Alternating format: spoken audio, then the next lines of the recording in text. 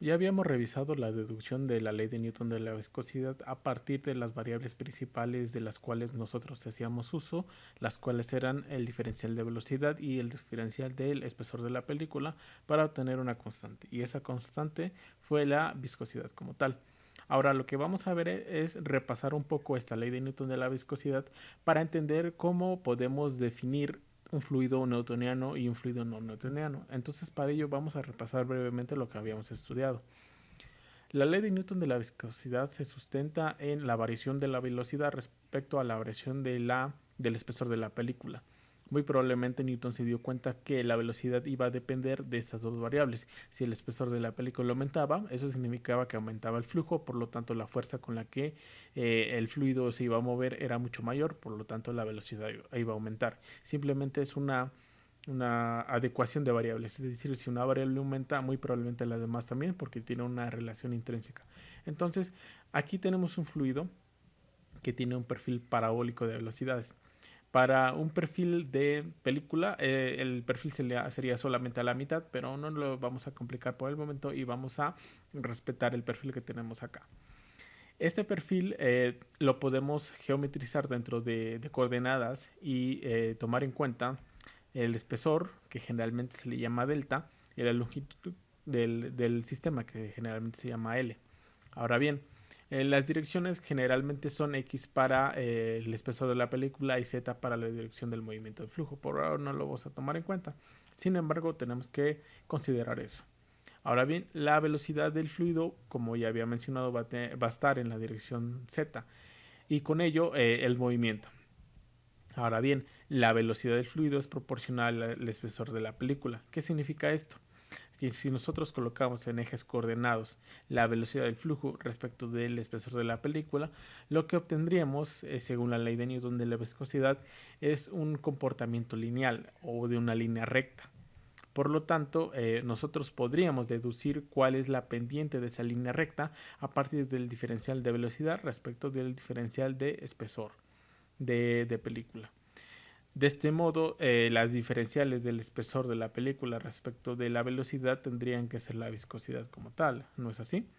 Bueno, aquí hay un problema y es que esto no se ajusta a la ley de Newton de la viscosidad, porque originalmente lo que teníamos es que el esfuerzo cortante es igual a menos la viscosidad multiplicada por el diferencial de volumen, digo de velocidad, perdón, respecto del diferencial de espesor de película. Entonces, ¿por qué aquí está la inversa? Bueno, hay dos posibles razones. La primera posible razón, y esto se lo digo porque no aparece en los libros como tal, es que algunos autores lo que hacen es interpretar este gráfico a la inversa, es decir, en el eje de las Y colocar la velocidad del fluido y en el eje de las X colocar el espesor de la película. De este modo, ahora sí tiene sentido el comportamiento proporcional. Noten que aunque lo pongamos inverso, de todas maneras el comportamiento seguirá siendo una línea recta.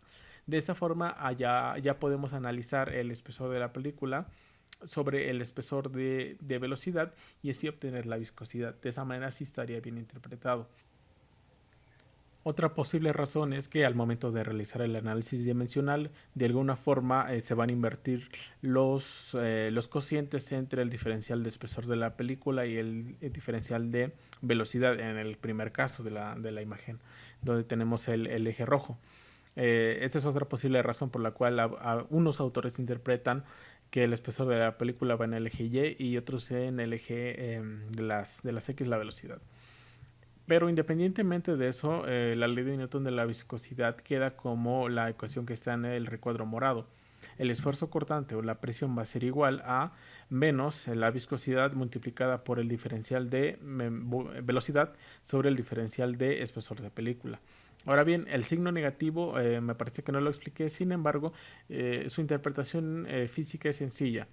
Vean, el fluido en la imagen superior donde tenemos las dimensiones L y delta, en esta geometrización de ese fluido, este tiene una dirección, generalmente es la dirección Z. Esa dirección pues tiene un movimiento que sigue el fluido por el efecto de una deformación, generalmente por una fuerza externa. Ahora bien, el fluido como tal se va a oponer a ese flujo o a ese movimiento o a esa deformación. ¿Cómo? Con la propiedad intrínseca que tienen los fluidos, que es la viscosidad. Por eso es el signo negativo, porque mientras el fluido va en una dirección, la propiedad de viscosidad del mismo fluido le va a tratar de impedir ese movimiento.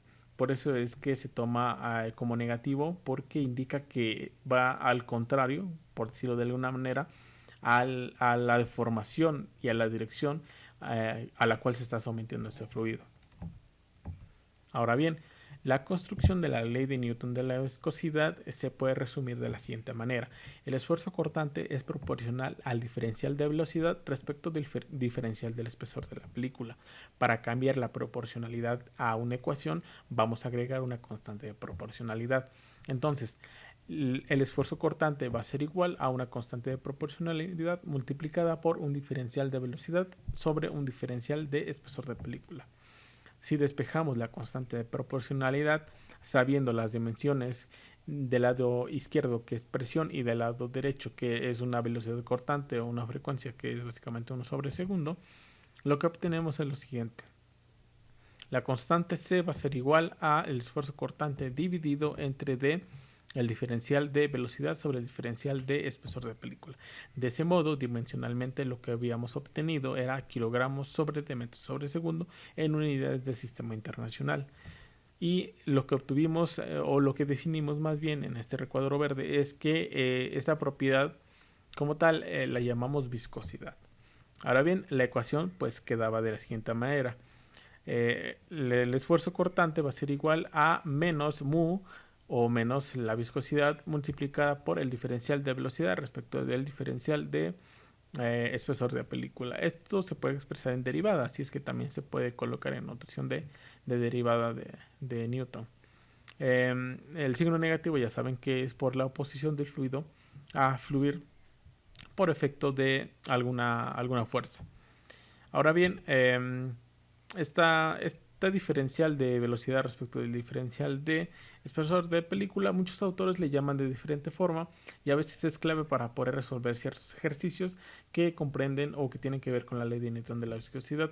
Algunos autores le llaman velocidad cortante, otros le llaman gradiente de velocidad, otros le llaman velocidad o razón de deformación, etc. Aquí solo colocamos algunos, pero es muy importante que se tenga en cuenta que esta diferencial no necesariamente se tiene que ocupar como tal, como una diferencial, sino que también se puede dividir entre, por ejemplo, un diferencial de B2 menos B1. Es decir, si dispusiéramos de los datos de velocidad inicial y final, que sería una velocidad 1 y una velocidad 2, al igual que también un diferencial entre el espesor de la película, es decir, cómo creció o cómo decreció la película respecto del flujo, entonces nosotros podríamos resolver o podríamos tener datos adicionales con los cuales poder resolver el problema.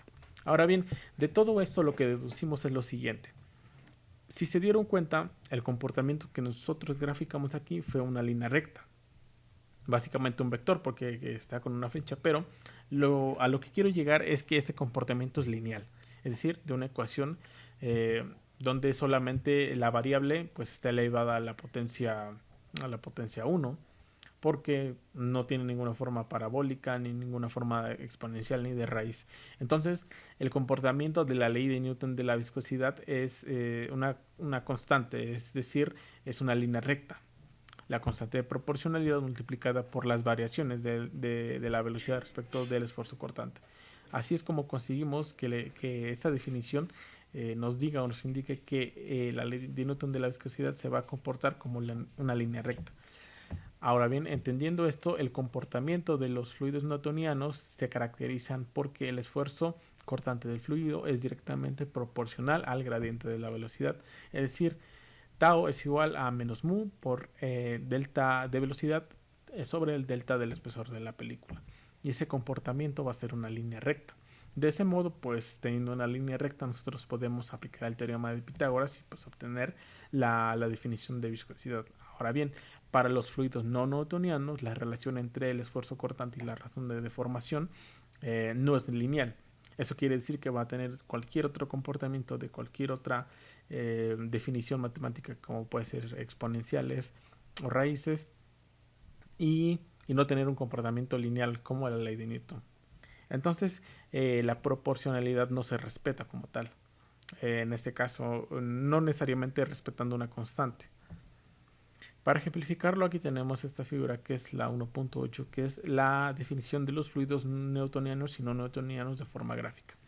De manera rápida, lo que tenemos aquí en la línea verde es el fluido newtoniano, es decir, el fluido que es linealmente o está directamente proporcional respecto de su velocidad y respecto de su espesor de película. Ahora bien, los fluidos que se comportan de manera diferente no respetan esa linealidad. ¿Cuáles son estos fluidos? Pues hay varios. Algunos son los pseudoplásticos, los dilatantes, los plásticos ideales, los fluidos de Bingham. Y a continuación vamos a describirlos de manera sencilla para que nos demos una idea. En este caso, en esta ocasión no los vamos a utilizar porque generalmente no corresponden, a menos que te especialices en un estudio un poquito más profundo acerca de los fluidos que no se comportan como o que no siguen la ley de Newton de la viscosidad, pero afortunadamente muchos fluidos como el aire, el agua o el aceite son fluidos newtonianos, entonces muchas veces no tenemos el problema de analizar fluidos que no se comporten con la ley de Newton de la viscosidad. Bien, algunos fluidos como tal son los siguientes: los fluidos de Bingham, que son aquellos que necesitan de un cierto esfuerzo cortante para comenzar a fluir. Como ejemplo podemos citar las suspensiones de rocas y las arcillas, o los fluidos pseudoplásticos, cuya viscosidad decrece al aumentar el gradiente de velocidad. Como ejemplo podemos mencionar las soluciones poliméricas de peso molecular elevado, como la pulpa de papel y la mayonesa. Existen variaciones de esta ecuación que predicen el comportamiento de esos fluidos. La más común es el modelo empírico de Oswald de Well-Newton. Otros fluidos son los fluidos dilatantes. En ellos la viscosidad aumenta al aumentar el gradiente de velocidad, ya que las suspensiones como el almidón, el silicato de potasio y la goma arábica son algunos ejemplos de estos fluidos dilatantes. Por último tenemos los fluidos tixotrópicos o reopécticos, que si uno somete un fluido a tensiones y velocidades de formación, primero crecientes y luego decrecientes, y presenta un ciclo de histéresis, o sea que las curvas de esfuerzo cortante contra la velocidad de formación o reogramas no coinciden, se dice que este fluido es tixotrópico o reopéctico. Se denominará al fluido de primer caso si su viscosidad aparente disminuye con el tiempo, y en el segundo caso, el reopéctico, se aumenta. Como ejemplos de este tipo de fluidos podemos considerar aceites vegetales y minerales, las genatilas, la miel, la crema de afeitar, las pinturas, la mayonesa, etcétera, como fluidos de este tipo. Y ahora, como los fluidos del segundo tipo, están las suspensiones de yeso en agua, y las de bentonita y pentóxido de vanadio.